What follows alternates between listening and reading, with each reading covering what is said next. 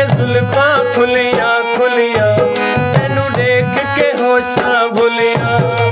मेरे फर्स्ट उस्ताद मोहतरम मरहूम शफाउल्लाह खान रोकड़ी एंड जो मेरे सेकंड उस्ताद हैं उस्ताद दिलबर साकी फ्रॉम सादिकाबाद। जुल्फा खुलिया खुलिया तेनू देख के होशा भुलिया तेरे काले बोछड़ी मेरा ज़हन हलाए इस कान तंढोला तेरा दर खड़काए।